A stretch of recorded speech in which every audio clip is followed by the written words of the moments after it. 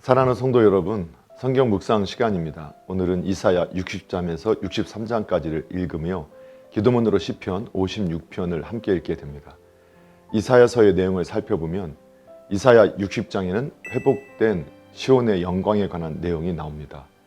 이사야는 56장 9절에서 59장 15절까지에서 유다 백성의 죄를 계속 비난하였습니다. 그리하여 56장에서부터 59장까지는 그 내용이 다소 어둡고 우울한 편이었습니다. 그러나 60장은 환희에 가득 차 있습니다. 그것은 하나님께서 시온에 대하여 영광된 장래를 약속하셨기 때문입니다. 60장은 처음부터 적극적인 격려로 시작됩니다. 그리고 매우 소망적인 약속으로 끝을 맺습니다. 물론 본론 부분도 시온이 누릴 영광을 생생하게 보여줍니다.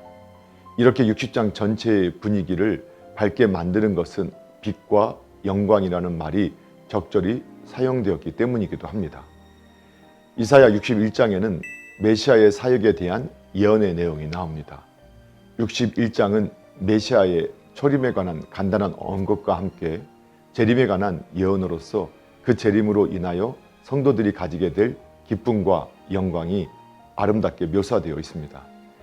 예수님께서 회당에서 성경을 읽으실 때 이사야 61장을 낭독하시면서 자신이 메시아이심을 밝히셨는데 61장에 예언된 메시아는 예수 그리스도이시며 또 기록된 성도들의 기쁨은 곧 하나님을 믿는 오늘 우리들이 갖게 될 기쁨과 찬양을 의미합니다.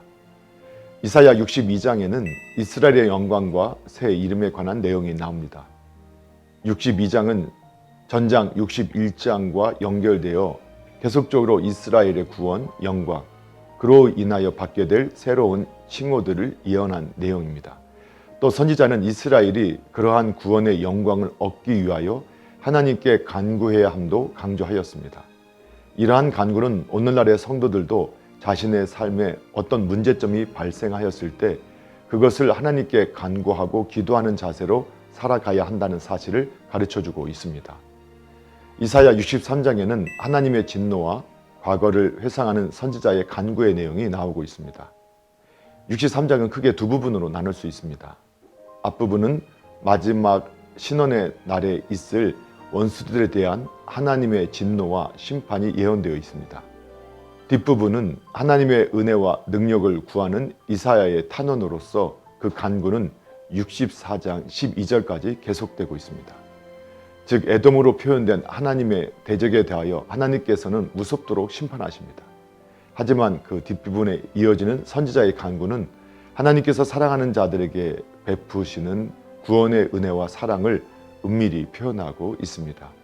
하나님은 대적에게는 무서운 심판을 내리시지만 반대로 은혜와 용서를 구하는 당신의 백성에게는 긍휼과 자비를 베푸시는 분이십니다. 이 사실을 과거에 있었던 구원의 역사를 들어 설명하고 있습니다. 사랑하는 성도 여러분, 오늘도 말씀을 읽고 듣고 묵상하는 가운데 하나님의 마음과 뜻을 깨닫고 예수님과 동행하며 예수님을 생각하고 예수님을 닮아가는 복된 믿음의 삶이 되기를 예수님의 이름으로 축복합니다. 할렐루야.